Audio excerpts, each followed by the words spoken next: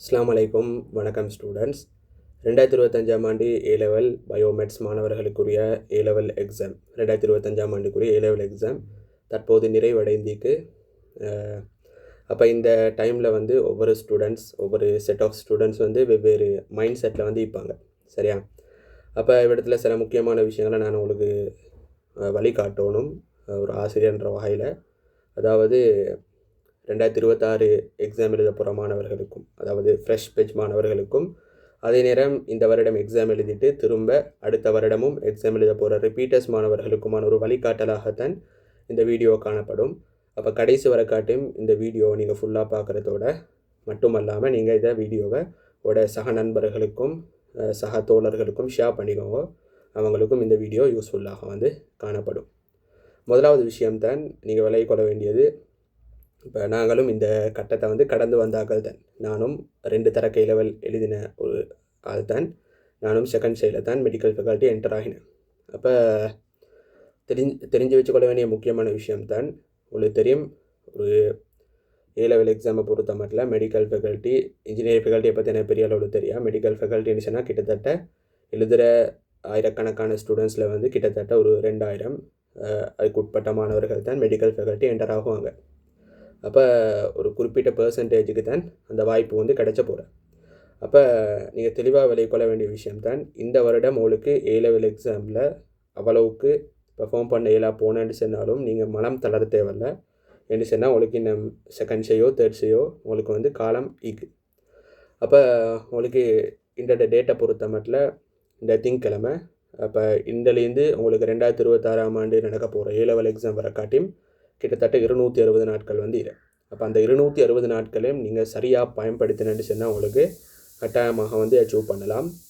நீங்கள் 260 3 நாள் பிரித்து பாருங்க. ஒரு பாடத்துக்கு உங்களுக்கு எவ்வளோ நாட்கள் வரேன்னு சொல்லி கிட்டத்தட்ட 80க்கு மேலே நாட்கள் வரும். 80 பார்த்தேன்னு சொன்னாலும் 3 பாடத்துக்கு வந்து 240 நாட்கள் தான் வரேன். ஆனால் உங்களுக்கு பேலன்ஸ் ஆகிறது வந்து 260 நாட்கள். அப்போ உங்களுக்கு ஒவ்வொரு பாடத்துக்கும் 80 நாட்களுக்கு மேலே வந்து டைம் வந்து ஒதுக்கலும். அப்போ செல்ல வர முக்கியமான விஷயம்தான், இப்போ தான் உங்களுக்கு எக்ஸாம் முடிஞ்சிட. அப்போ எக்ஸாம் முடிஞ்சதோடு நான் உங்களுக்கு அடுத்த ஓட்டத்தை ஓடுறதுக்கு ஸ்டார்ட் பண்ண செல்லலை. ஒரு 1 வீக்கோ ஒரு 5-6 டேஸோ நீங்கள் ரெஸ்ட் எடுத்து போட்டு உங்களோட அடுத்த கட்ட நடவடிக்கை எடுக்கிறதுக்கு ஸ்டார்ட் பண்ணுவோம். அந்த ரெஸ்ட் எடுக்கிற காலத்தை வந்து ஒரு 1 மந்த் 2 மந்த் அப்படிலாம் நீங்கள் எக்ஸ்டெண்ட் பண்ண தேவையில்லை. ஒரு 1 வீக் கொஞ்சம் ரெஸ்ட்டாக உங்களுக்கு தேவையான விஷயங்களை, கொஞ்சம் என்டர்டெயின்மெண்ட்டான விஷயங்களை செஞ்சுட்டு கொஞ்சம் மைண்டை ரிலாக்ஸாக வச்சுட்டு ரிலாக்ஸ் பண்ணிவிட்டு அடுத்த ஓட்டத்துக்கு ரெடி ஆகினா சரி. இது வந்து ரிப்பீட் பேஜ் மாணவர்களுக்கான சின்ன வழிகாட்டல் தான். அப்போ அடுத்த விஷயம்தான், இப்போ உங்களுக்கு தெரியும், நீங்கள் ஒரு தரக்கு ஏ-லெவல் எக்ஸாம் எழுதினாக்கள் தானே, ஒரு தடவையோ 2 தடவையோ எக்ஸாம் எழுதினாக்கள் தான் இந்த வீடியோ பார்க்குறேன். அப்போ கட்டாயம் நீங்கள் நினைவு வச்சுக்கோங்க. இப்போ உங்களுக்கு தெரியும் தானே, நீங்கள் ஏ-லெவல் எக்ஸாம் இதுக்கு முந்தைய ஏ-லெவல் எக்ஸாம் செய்யக்கூட உங்களுக்கு தெரியும், எனக்கு அந்த தேவையான ரிசல்ட்ஸோ தேவையான மார்க்ஸையோ எடுத்துக்கொள்ளலாம் போன்ற விஷயம் உங்களுக்கு தெரியும். நீங்கள் ஏதாவது ஒரு மிஸ்டேக் விட்டிப்பீங்க. ஒருவேளை தியரி பகுதிகளில் நீங்கள் பெரிய அளவில் வந்து கவனம் செலுத்தி இருக்க மாட்டீங்க. அதே நேரம் சில பேப்பர் ப்ராக்டிஸ் பண்ணுறதுல நீங்கள் கூடுதளவு நேரம் ஒதுக்கிக்க மாட்டீங்க. அப்போ அந்த மாதிரியான வீக்னஸ் வந்து உங்களுக்கு மட்டும்தான் தெரியும். விளைச்சா நீங்கள் என்ன பிள்ளை விட்டான்றது வந்து உங்களுக்கு மட்டும்தான் தெரியும். அப்போ நீங்கள் தான் அதை வந்து டிசைட் பண்ணணும். சரியா? நீங்கள் என்ன பிழை விட்டான்றதை வந்து நீங்கள் தான் இனம் கண்டு அந்த பிழையை வந்து அடுத்த வருடம், அதாவது இதுக்கு பிறகு விடப்படாதுன்ற ஒரு மைண்ட் செட்டை நீங்கள் எடுத்துக்கொண்டு அதுக்கு பிறகு படிக்கிறதுக்கு ஸ்டார்ட் பண்ணுவோம். நான் ஏன் அப்படி சொல்கிறேன்னு சொன்னால், நீங்கள் ஃபர்ஸ்ட் ஷைலையோ அல்லது செகண்ட் ஷைலையோ விட்ட பிழையாக திரும்ப நீங்கள் அடுத்த வருஷமும் விட்டேன்னு சொன்னால் அதே ரிசல்ட்ஸ் தான் உங்களுக்கு திரும்பி வரப்போகிறேன். அதே ரிசல்ட்ஸ் அல்லது அதை விட கொஞ்சம் கூட வரும், குறைவாக வரும். ஆனால் வந்து மெடிக்கல் ஃபேக்கல்ட்டி இன்ஜினியரிங் ஃபேக்கல்ட்டி போகிற அளவுக்கு உங்களோட ரிசல்ட்ஸ் வந்து இம்ப்ரூவ் ஆக மாட்டாது. அப்போ நீங்கள் என்ன செய்யணும்னு சொன்னால், ஒரு தனியான இடத்துல உட்காந்து யோசிங்கோ. நீங்கள் இதுக்கு முந்தைய ஏ-லெவல் எக்ஸாம் செய்யக்குள்ளே என்னென்ன மிஸ்டேக் விட்டுன்றதை கொஞ்சம் யோசித்து பாருங்கள். அப்படியே நான் தியரி பகுதிகளில் இந்த இடத்துல வந்து படித்தல, அதே நேரம் பேப்பர் ப்ராக்டிஸுக்கு பெரிய அளவுக்கு டைம் கொடுக்கல. அந்த மாதிரியான நீங்கள் என்ன பிழை விட்டன்றதை வந்து, இப்போ பயாலஜி இருந்துச்சுன்னா எஸ்ஏ ப்ராக்டிஸ் பண்ணலை, எம்சிக்யூக்கு பெரிய அளவில் நான் ஃபோக்கஸ் பண்ணலை, ஃபிசிக்ஸ் இருந்துச்சுன்னா எனக்கு டைம் மேனேஜ்மெண்ட் போதா, டைம் மேனேஜ்மெண்ட் தான் எனக்கு கஷ்டம், மற்றபடி எல்லா கேள்விகளும் எனக்கு செய்யலாம், டைம் கூட தந்தேன்னு சொன்னால் செய்யலாம் அப்படின்ற சில மைண்ட் செட்டும் மீக்கும் தானே.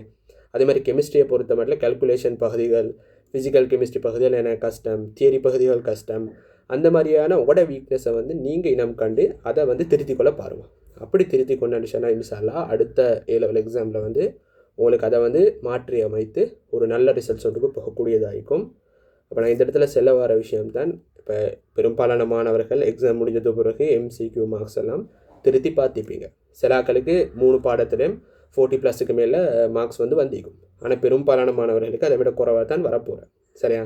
அது நான் செல்றதை விட உங்களுக்கே தெரியும் அந்த விஷயம். சரியா? அப்போ குறைவு மார்க்ஸ் வந்தது சொல்லி நீங்கள் ஒரி பண்ண வேணாம். அதே நேரம் போர்டர் லீராக்களும் நீங்கள் உங்களோட பாடம் விஷயங்களோட வந்து கொஞ்சம் டச்சில் வச்சுக்கோங்க. என்ன சொன்னால் உங்களோட ரிசல்ட்ஸ் வந்து கொஞ்சம் அங்கிட்டு இங்கிட்டு ஆகினாலும் சொன்னாலும் ஒரு பேக்கப் பிளானாக வந்து அது இருக்கும். அப்போ கட்டாயம் நான் சொன்ன விஷயங்களை வந்து ஃபாலோ பண்ணுவோம்.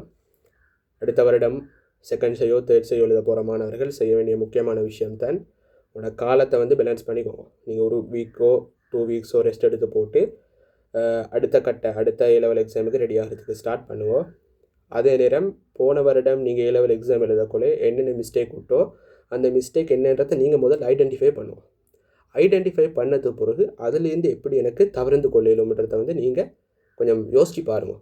தனியாக ஒரு இடத்துல உட்காந்து யோசித்து பாருங்க. அப்படி யோசித்து பார்த்து அடுத்த வருஷம் நான் படித்தக்கொள்ளே அந்த மிஸ்டேக்லேருந்து எப்படி தவிர்த்து கொள்ளலும்ன்றதை நீங்கள் ஐடென்டிஃபை பண்ணி அதுலேருந்து தவிர்த்து கொள்றதுக்கு ட்ரை பண்ணுங்கள்.